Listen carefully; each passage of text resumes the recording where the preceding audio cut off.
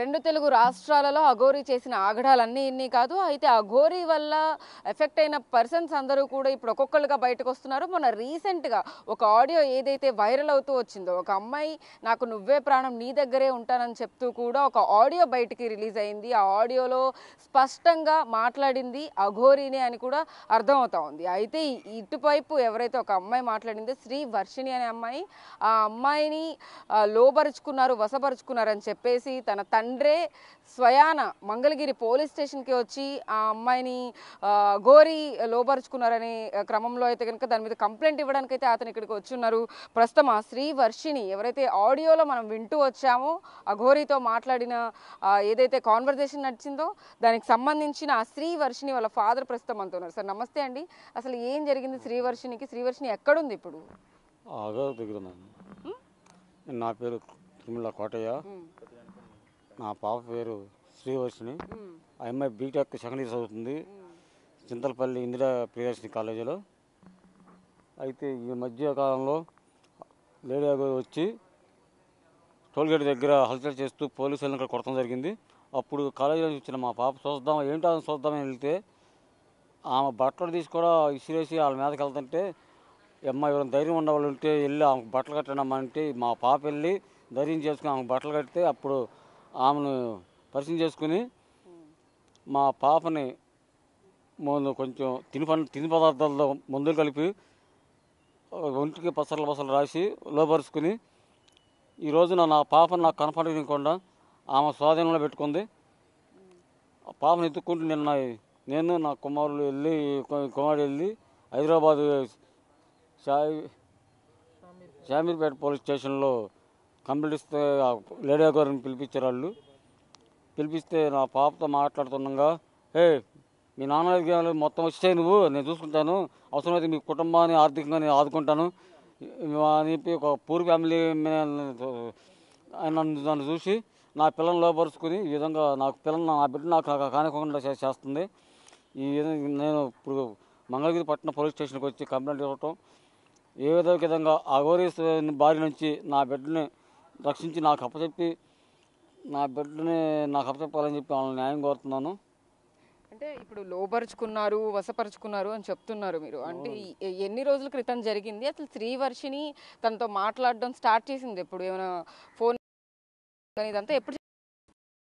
అదే మంగళగిరి టౌన్లో లేడీ గారు హల్చల్ చేసి పోలీసు ఉన్నతాధికారుల మీద తిరగబడి వాళ్ళ దాడి చేస్తే ఆ రోజుల నుంచి కూడా ఈ పిల్ల రక్షించి ఆ బట్టలు కట్టినందుకు 2 నెలలు అవుతుందండి. ఆ మా అమ్మాయిని వశపరుచుకుని ఆ పిల్లతో ఇష్టం లేకపోయినా సరే తినిపిస్తాం. ఒంటిగా ఏం పసరలు రాస్తున్నా నా కుదురు అని చెప్పి నేను అరిస్తే నన్ను విసిరిందామా. అది చేసింది స్వతగా. ఆమె లేడీ కదండి, ఒక రకం చెప్పాలంటే ఆమె ట్రాన్స్జెండర్. ఆమె కొద్దిగా అనకూడదు కానీ ట్రాన్స్జెండర్. ఆమె ఒరిజినల్ లేడీ కాదు. అయితే అసలు మీ శ్రీలక్ష్మిని ఇప్పుడు ఆవిడ శ్రీ వర్షిణి నాకు కావాలి, నా బిడ్డ నాకు కావాలి. ఈ పోలీసు వారికి నేను నమస్కరించేది, ప్రాధాన్యపడి అడుక్కునేది ఏంటంటే నా బిడ్డ నాకు అప్పచెప్తే ఇది నా ప్రలోభాలకు వెళ్ళకోకుండా నా బిడ్డ నేను మాట్లాడంతే నా బిడ్డ మానసికంగా కూడా కుంగిపోయింది. మానసికంగా పరిస్థితి సరిలేదు. మానసికంగా ఇక్కడ గుంటూరు మానస హాస్పిటల్లో అపాయింట్మెంట్ కార్డు తీసుకున్నాం ట్రీట్మెంట్ కోసం. ఆ ట్రీట్మెంట్ చేసే టైంలో కరెక్ట్గా ఆమె ఫోన్ చేసి మళ్ళీ నా బిడ్డను రప్పించుకుంది. అంటే ఇంకా అఘోరీ ఏం చెప్తే శ్రీ వర్షిణి అదే చేస్తోందంటారా? ఇప్పుడు ప్రలోభాలకు లొంగిపోయింది ఆ పిల్ల. ఏంటి అసలు? అంటే మీ దగ్గర ఆధారాలు ఏమైనా ఉన్నాయా? పోలీసులకు ఆధారాలు ఏమైనా చూపించారా మీరు? ఫోటో ఇచ్చామండి. ఫోటో ఉండి ఆమె చేసిన వీడియోలు ఉండి పరుచుకున్నారు, ఇలా పసలు రాశారు, ఫుడ్లో ఏదో కలిపారు అని చెప్పేసి చెప్తున్నారు కదా, అవన్నీ ఉన్నాయా ఆధారాలు? అప్పుడు ఇప్పుడు ఆల్రెడీ ఆ పిల్లని తీసి చూపిస్తే ఆ పిల్లలను పసరం ఉందంటే ఎల్బీ నగర్ హాస్పిటల్ తీసుకెళ్తే ముందు ఉంది ఈ మెడిసిన్ వాళ్ళని చెప్పి ఆమె మెడిసిన్ కార్డు ఇచ్చాడు. ఆ మెడిసిన్ మళ్ళీ ఫోన్లు చేస్తాం. అఘోరీ గురించి ఏమని చెప్తూ ఉంటుంది తను? అఘోరీ అమ్మ అంటుండేది. అట్లా బాగా పిల్లకి ఎక్కిచ్చేసింది. నాకు కావాలి, నా బిడ్డ నాకు అప్పచెప్తే ఆ పిల్ల బీటెక్స్ ఇంకా కంప్లీట్ అవ్వలేదు, ఇంకా 2 సంవత్సరాలు కంప్లీట్ చేయాలి. అఘోరికి ఏం చెప్తారండి? అఘోరి దాకా చూసామండి పిల్లల్ని. అఘోరికి డైరెక్ట్ గా ఏం చెప్తారంటున్నా బిగ్ టీవీ ద్వారా? బిగ్ టీవీ ద్వారా అఘోరిని నేనే ఆమె చేస్తా, నా బిడ్డని లాక్కొచ్చుకుంటా. ఆమె పోలీసులు శస్త్రీచ్చే ఉన్నతాధికారులకు, పోలీసు ఉన్నతాధికారులకు అప్పచెప్పి నా బిడ్డని నేను లాక్కొచ్చుకుంటా. దయచేసి నేను ఆమె ఒక్కడ చెబుతున్నా, అమ్మ నువ్వేమైనా ఉంటే చూసుకో, చదువుకునే పిల్లల్ని, మంచి పిల్లల్ని, ఆడపిల్లల్ని నువ్వు అఘోర సాధన చేసుకున్నావు. అఘోర సాధన చేసుకునే వాళ్ళకి నీకు ఆడపిల్లలతో పెంపనమ్మా, ఆడపిల్లలు నీకు ఎందుకు? దయచేసి నా బిడ్డని నాకు చెప్పు. ఆడపిల్లలతో నీకు అసలు ఏం పని? ఆడపిల్లలతో నీకు పని లేదు కదా. అన్నయ్య కూడా ఇక్కడే ఉన్నారు, మాట్లాడదాం. ఏంటి అసలు అఘోరి దగ్గరికి వెళ్ళిపోవడానికి కారణం ఏంటి? శ్రీవర్షిని ఏమంటుంది? మీరు మాట్లాడే ప్రయత్నం చేశారా శ్రీవర్షినితో? మాట్లాడామండి. తనకి ఏమంటుందంటే, నాకు అమ్మ వద్దు, నాన్న వద్దు, ఎవరు వద్దు, నాకు అమ్మే కావాలంటుంది. దీనికి కారణం ఏంటంటే, తను ఒక వారం రోజులు మా దగ్గర ఉంది. ఆ లేడీ అఘోరి వచ్చేసి ఒకసారి ఏం జరిగిందంటే, టోల్గేట్ దగ్గర కారు పాడైపోతే మేము వెళ్ళాము. వెళ్ళి తనని తీసుకుని మా ఇంట్లోనే 2 రోజులు పెట్టుకున్నాము. తర్వాత కార్ రిపేర్, అఘోరిని తర్వాత కారు రిపేర్ అంతా అయిపోగానే తనని తీసుకుని ఆ కారు తీసుకుని వెళ్ళిపోయినాక తర్వాత నేను మిమ్మల్ని మర్చిపోలేకపోతున్నాను, మీరు నాకు చాలా ఆతిథ్యం ఇచ్చారు. కారు 2 రోజులు రిపేర్ అయిపోయింది. కారు రిపేర్ అయిపోయినా కూడా తను వెళ్లకుండా ఏడో ఉంటూ మీరు ఇచ్చే ఆతిథ్యం నేను మర్చిపోలేకపోతున్నాను అని చెప్పి మాటలు చెప్పి మా చెల్లిని సరే నేను మా అమ్మను కూర్చోబెడతాను. మా అమ్మని, అమ్మ నువ్వు వెళ్ళి లేడీ అఘోరి కదా, తనకి తోడుగా ఉండమ్మా అని చెప్పని తనంటే, లేదు నాకు మీ చెల్లి కావాలి, మీ చెల్లి నుంచి నాకు తోడుగా అని చెప్పని అంది. అందుకని తన్ని ఆమెతో ఒంటరిగా ఒక రూమ్లో ఉంచామన్నమాట. ఉంచితే ఒక రోజు ఏం జరిగిందంటే, నేను అనుకోకుండా వెళ్తున్నాను రూమ్లోకి వెళ్తుంటే, తను లేడీ అఘోరి మా చెల్లిని ఎదురుగా కూర్చోపెట్టించుకుని ఇలా చేతులతో ముద్రలలాగా ఇలా వేస్తూ ఏదో మంత్రాలు జపిస్తుంది. చేతులతో ఇలా ముద్రలు వేస్తూ ఏదో మంత్రాలు జపిస్తుంది. ఆ టైంలో నేను అనుకోకుండా సడన్గా నేను తలుపులు తిట్టేసరికి, ఏయ్ నువ్వు ఎందుకు వచ్చావు, నువ్వు లోపలికి ఎందుకు వచ్చావు, సడన్గా నేను పిలిచినప్పుడే రావాలి, ఇలా మేమిద్దరం ఏకాంతంగా ఉన్నాం రాకూడదు అని చెప్పి నా మీద గట్టిగా కేకలేసింది. అమ్మ ఏంటమ్మా? తర్వాత ఘోరంగా ఆవిడ అరిచినప్పుడు మీరు ఎలా రియాక్ట్ అయ్యారు? అంటే భయం వేసిందా? అప్పుడు ఆ టైంలో భయం వేసిపోయి ఇంకా నేను దమ్మట డోర్ క్లోజ్ చేసేసి నేను వెళ్ళిపోయాక తర్వాత కాసేపు ప్రశాంతంగా వచ్చినాక, ఏమీ లేదు నాన్న, ఆ టైంలో మేము చిన్న పూజ చేసుకుంటూ ముద్రలో వేసుకుంటున్నామమ్మా, నువ్వు ఆ టైంలో అలా వచ్చేసరికి నాకు అలా కోపం వచ్చిందని చెప్పిన తర్వాత ప్రశాంతంగా మాట్లాడింది. మీరు ఒక వీడియోలో చూసుండొచ్చు, మా అన్నయ్య విష్ణు మీద కూడా పడి ఇలాగా ముద్దులు పెడతానంటూ బొగ్గలు కొరుకుతూ, నాకు కూడా బొగ్గలు నచ్చాయి, నీ బొగ్గలు నాకు బాగున్నాయి అని చెప్పని బొగ్గలు లాగడాలు ఇలాంటివి చేసింది. మీకు ఒక వీడియో ఉంది కదా, ఆ వీడియోలో ఒక మన్నయ్య మీద పడతాం మీరు చూసారు. ఈ పర్సన్ అయినా అతను వీడియోలో మనం ఏదైతే చూస్తున్నామో ఇప్పుడు రైట్ సైడ్ బాక్స్ లో అక్కడ? అవునండి ఈయనండి విష్ణు. ఈయన మీద పడి ఎలా అయితే చేస్తున్నారో ఆ పర్సన్ అయితేను విష్ణు. అవునండి. మీ ఇంట్లో ఉన్నప్పుడు కూడా ఎలా బిహేవ్ చేసేది ఆవిడ? ఇప్పుడు మీ చెల్లితో ఏకాంతంగా రూమ్ లో కూర్చుని ముద్రలు వేస్తోందని చెప్తున్నారు, అలా ఇంకా ఎలా వైలెంట్ రియాక్షన్స్ ఏమైనా ఉన్నాయి? మా చెల్లితో పద్దాక ముద్దులు పెడతాలు, నన్ను కూడా పిలిచి పక్కగా బుగ్గలు లాగడాలు. భలే ఉన్నాడే మీ అన్నయ్య, ఒకసారి రాత్రి నా పక్కలో పడుకోబెట్టించుకుంటాను, ఇలా మాట్లాడింది. ఇలా చెప్పొచ్చో లేదో తెలియదు కానీ ఓ రోజు యాక్చువల్గా ఈ విషయం మా అన్నయ్యకి కూడా తెలియదు. ఓ రోజు డబ్బులు ఇచ్చి ఒక బీర్ బాటిల్, సిగరెట్లతో పాటు కాండం ప్యాకెట్ కూడా తీసుకురమ్మని చెప్పని అనడం జరిగింది. నేను ఎందుకంటే ఆల్రెడీ జెండర్ మార్చుకున్నారు, దాంతో ఏం పని ఉంటుందని చెప్పేసి ఆవిడ తీసుకురమ్మని ఉంటారు. మాతోనే ఇలా సెక్షువల్గా ఎఫెక్షన్ పెట్టుకుందాం అని చెప్పి చూసింది. నేనైతే లొంగలేదు. అమ్మ తప్ప, అమ్మ మీరు పెద్దవారు. డైరెక్ట్ గా అఘోరి మిమ్మల్ని ఇలా సెక్షువల్ గా మూవ్ అవుదాం, ఫిజికల్ గా ఉందాం అని చెప్పేసి అడిగారా? కాండమ్స్ తీసుకురమ్మంటే ఇంకా దానికి అర్థం అదే కదండి. ఇంకా అనగానే అమ్మ మీరు పెద్దవాళ్ళు కదమ్మా, మా వాళ్ళు కాదని చెప్పని నేను అని చెప్పి దండం పెట్టి నేను అంతా స్కిప్ చేశాను. ఆ తర్వాత రోజు సాయంత్రం ఇలాగ మా అన్నయ్య మీద పడి ముద్దులు పెడతారు ఇలా చేసింది, వీళ్ళు చేసింది. అసలు నా దగ్గర ఉండబాకండి, మీరు ఏంటంటే నాకు మూడొచ్చేస్తుంది, నేను ఉండలేనని చెప్పానండి. మా చెల్లితో కూడా ఏంటంటే, మీరు సిగరెట్ ఉంది కదండి, సిగరెట్ని మామూలుగా వెలిగించుకుని నోట్లో పెట్టుకుని పెట్టుకుంటారు. మా చెల్లి చేత మీకు మలద్వారం ఉండేది కదండి, మలద్వారంలో సిగరెట్ పెట్టించుకుంటుందండి మా చెల్లి చేత. ఓ రోజు మా చెల్లి పెడతంటే చూశాను నేను. అప్పుడు తన ట్రాన్స్లోకి వెళ్ళింది.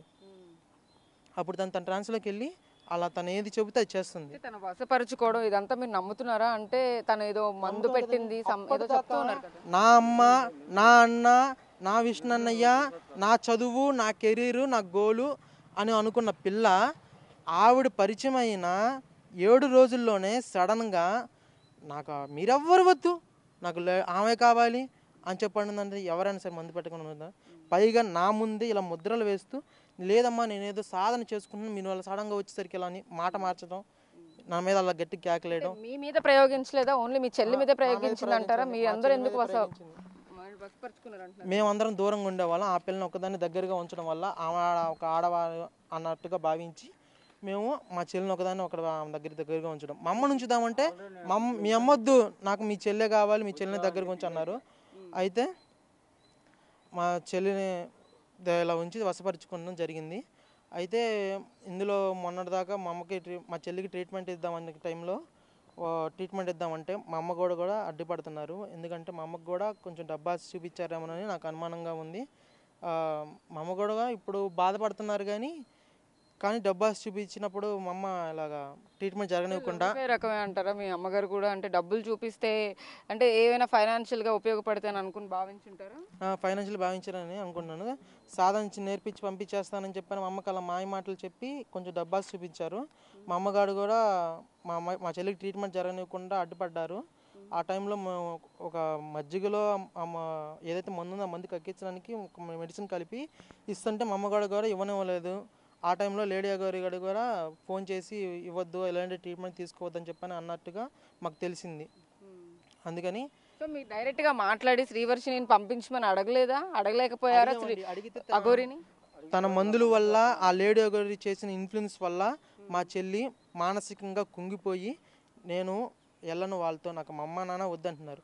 తను ముఖ్యంగా చెప్పాలంటే మా చెల్లి మానసికంగా బాగోలేదు. మేము గుంటూరు మానస హాస్పిటల్లో కూడా అపాయింట్మెంట్ తీసుకుంటే హాస్పిటల్ తీసుకెళ్దాం అన్న టైంలో మా అమ్మగారితో ఇలాగా మీరు తీసుకెళ్ళొద్దు హాస్పిటల్కి అని చెప్పడం జరిగింది. అందుకని ఇలా హాస్పిటల్కి తీసుకెళ్ళకుండా అదే రోజున వెళ్ళిపోవడం జరిగింది మా చెల్లి. సో ఇప్పుడు మీరు కంప్లైంట్ ఇచ్చారు కదా, పోలీసులు ఏమంటున్నారు? మీ చెల్లిని మళ్ళీ రిటర్న్ మీ ఇంటికి పంపిస్తాను అని చెప్పేసి తీసుకొచ్చి మాట్లాడించి ఆ పిల్లని వాళ్ళ సంక్షంలోనే ఆ మానస హాస్పిటల్కి తీసుకెళ్లి ట్రీట్మెంట్ ఇప్పిస్తానన్నట్టుగా మాకు చెప్పారు. అఘోరిని తీసుకొస్తా అన్నారా? కస్టడీలోకి అఘోరితో ఇప్పుడు మా చెల్లి ఉంది కాబట్టి తీసుకొచ్చి అక్కడ ఉంచి ఒక కానిస్టేబుల్ని ఇప్పించి మా చెల్లిని మమ్మల్ని తీసుకుని మానస హాస్పిటల్ తీసుకెళ్ళి ట్రీట్మెంట్ ఇప్పిస్తాను అన్నట్టుగా అన్నారు ఎస్ఐ రవీంద్ర గారు. అంటే చాలా వైలెంట్గా బిహేవ్ చేసిన పరిస్థితులు మనం చూసాం అఘోరి చాలా సార్లు. ఇప్పుడు మీ ఇంట్లోనే ఉన్నారు అని అంటున్నారు, మిమ్మల్ని కొట్టడం కానీ అలాంటివి ఏమైనా చేశారా ఇంట్లో? మా ఇంట్లో ఉన్నప్పుడు అంతా బాగానే ఉందండి. సెక్సువల్ హెరాస్మెంట్స్ చేశారు బాగా మిమ్మల్ని కూడా. నాకు అది కావాలి, నాకు ఇవ్వండి అని చెప్పని. సో ఇదిగో ఈ పర్సన్ ని కూడా మాట్లాడడం అంటే ఈయన మీద ఎక్కడం కానీ తను ముద్దులు పెట్టడం అవన్నీ చేశారు. అప్పుడు ఎలా అనిపించిందండి? మీరేం అడ్డుకోలేదా? తోసేసేవాడిని అండి. తోసేసినా కూడా తనకి నాకన్నా బలం ఎక్కువ. 2 చేతులు మడత పెట్టేసి వెనకాలకి పెట్టేసేసి బుగ్గలు గట్టిగా కొరకటం. ఇప్పటికీ అది ఇంకా చూడండి ఇలాగా. ఇదంతా కూడా ఈ నెల రోజుల్లోనే జరిగిందండి. ఈ 30 డేస్లోనే జరిగింది ఇదంతాను. మీదకి కొరకడాలు, గొడవ చేయడాలు. ఆవిడ ఫీమేల్ మేల్ కాదు, అసలు తనకి ఆడవాళ్ళు కావాలి. ఇప్పుడు మీకు కనిపిస్తుంది ఒక శ్రీవర్షిని. కానీ మాకు ఈ 10 రోజుల్లో మేము తెలుసుకుంది ఏంటంటే ఇందులో ఒక ఆవిడనే పెద్ద పెద్ద కేకలు పెడితే అక్కడ ఉన్న ఇన్స్పెక్టర్ కూడా పట్టించుకోలేదు.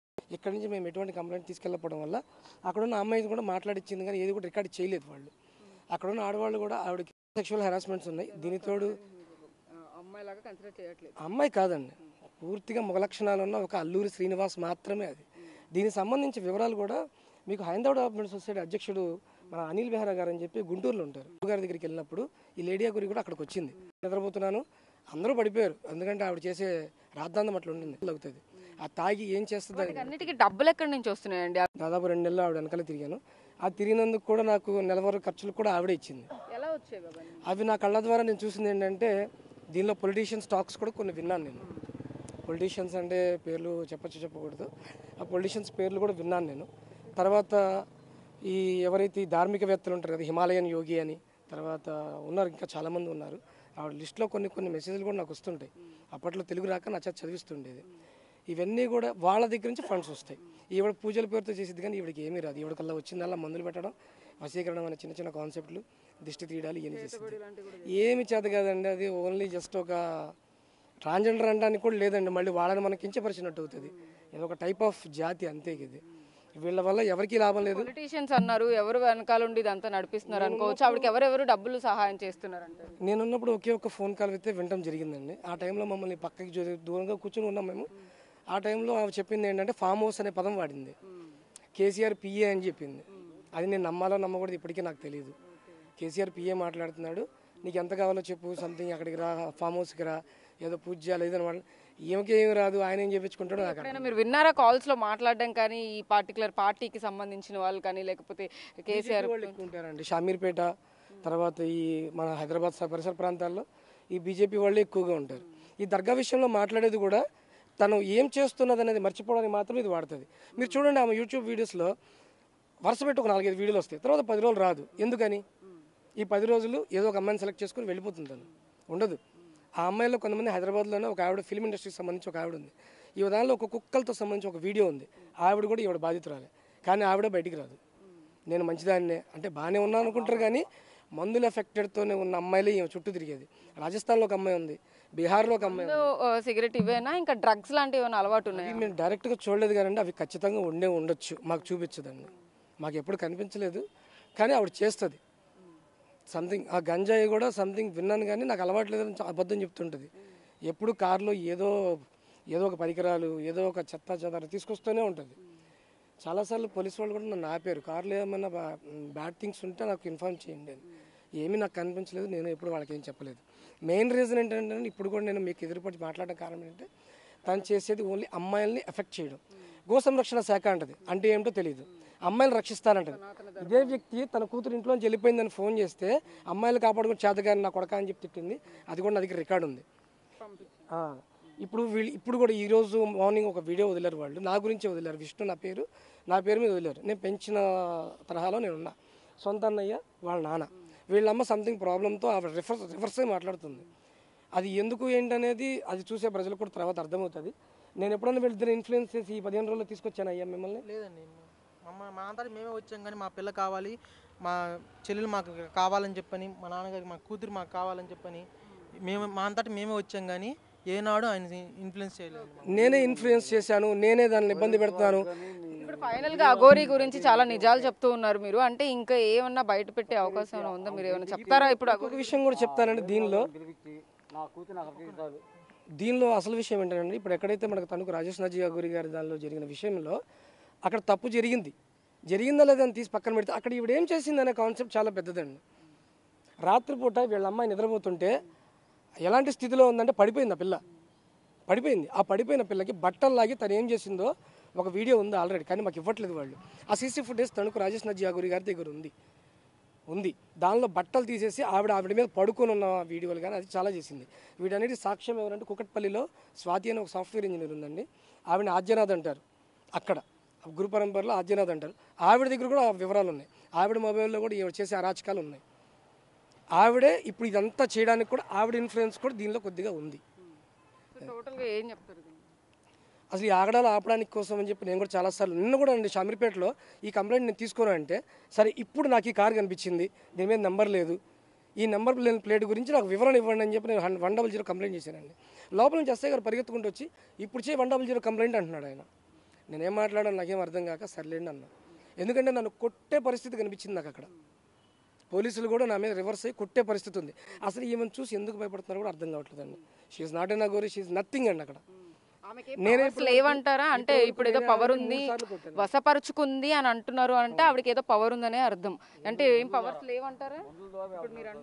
పవర్ అనేది అంటే మీరు పవర్ జనరేట్ చేయడం అంటే ఇప్పుడు నేను ఇక్కడ నుంచి ఉంటే కింద మట్టి ఇలా పైకి తీసుకెళ్ళడం దాన్ని పవర్ అంటారండి. ఇది మందులతోనూ లేదంటే ఆకు పసరులతో చేసేదాన్ని వైద్యం అంటారండి. ఇలాంటి వాటితో చేసి అమ్మాయిని తీసుకెళ్ళిపోతుంది. ఇలాంటి దీన్ని వశపరచుకోవడం దీన్ని ఆ టైపులో అంటారండి.